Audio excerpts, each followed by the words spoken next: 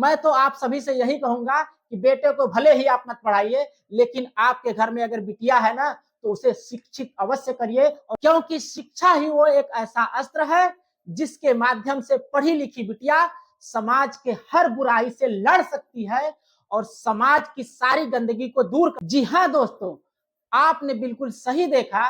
बेटियों की शिक्षा और उनकी उपस्थिति को लेकर के आज भी हमारे देश में कितनी लापरवाही है, कितना गैर जिम्मेदारी निभाते हैं। समाज की एक और सच्चाई बताएं, समाज की एक और सच्चाई यह है, आज भी सभी के दिल में बेटी की अपेक्षा बेटा की चाहत अत्यधिक होती है।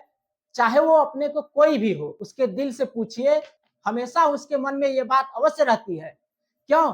क्योंकि हमारा समाज और हमारा परिवेश ही ऐसा है, उसके साथ उसके अगल बगल रहने वाले लोग ही ऐसे हैं, दिन और रात वहीं पर उनकी सोच को खत्म कर दे। और बेटियों की शिक्षा की भी बात करें अगर ना, तो बेटों को ज्यादा ही तवज्जो दिया जाता है बेटियों की अपेक्षा। आज भी गांव में लोग कहते हैं, अरे चला ये पढ़ लिख के क्या करेगी, जाकर के चौका बर्तन ही तो करना है। वहीं पे अगर बेटी ज्यादा पढ़ने में अच्छी है या तेज तर्राक है, तब भी लोग उसको आगे की पढ़ाई नहीं पढ़ाते हैं। और बेटा चाहे कितना भी डपोर संख हो, कितना भी लापरवाह हो, लोग उसी के लिए अपनी जान छिड़कते रहते हैं। और ऐसे ही समाज के लोगों की सोच ये भी रहती है कि जब उनकी पत्नी का डिलीवरी होने वाला होता है या उनको अपनी पत्नी का इलाज कराना होता है, तो उनकी चाह यही होती है ना, उनका इलाज किसी लेडीज डॉक्टर के द्वारा ही हो।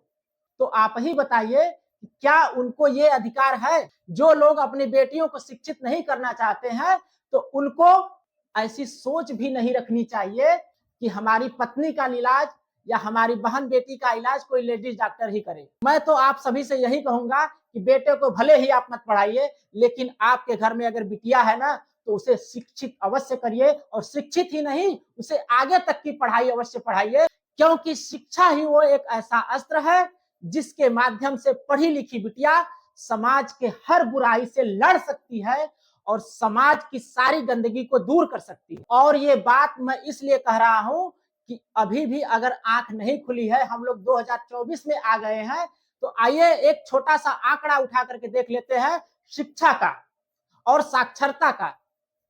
आज के डेट में साक्षर होना या शिक्षित होना ही बहुत बड़ी बात नहीं रह गई है।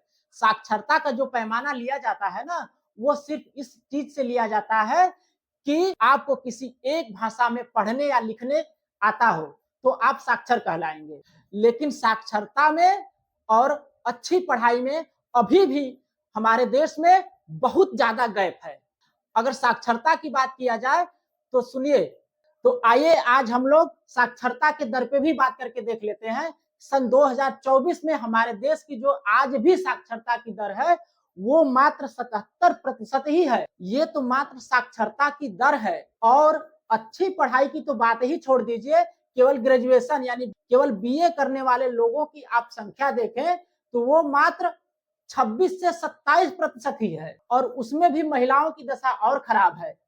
खासकर अच्छी पढ़ाई की तो बात छोड़िए, केवल साक्षरता के दर में देखेंगे ना तो राजस्थान, आंध्र प्रदेश, बिहार, उत्तर प्रदेश, झारखंड, उत्तर प्रदेश की बात करें अगर, तो उत्तर प्रदेश तो झारखंड से भी ज्यादा खराब स्थिति में है, और उसमें भी खास करके ग्रामीण इलाकों में, और उसमें पिछड़ी जाति, अनुसूचित जनजाति और मुस्लिम महिलाओं की भी हालत बहुत खराब है। आज भी मुस्लिम महिलाएं मात्र 2.7% महिलाएं ही ग्रेजुएट हो पाती हैं, और अच्छे और आगे की पढ़ाई की तो बात ही छोड़ दीजिए। ये मैं अपने तरफ से नहीं बता रहा हूं, ये एक आंकड़ा है, आप नेट पे उठा करके देख लीजिए। दोस्त, मेरे इतना कुछ कहने का मतलब सिर्फ एक ही है, आज जिस गर्व से हम लोग भारतीय होने का दावा करते हैं, अपने घर के आंगन में और अपने गिरोबान में झांक करके भी देख लें, और इस आंकड़े के अनुसार हमें शर्म आनी चाहिए। तो प्लीज बेटियों को शिक्षित अवश्य करिए,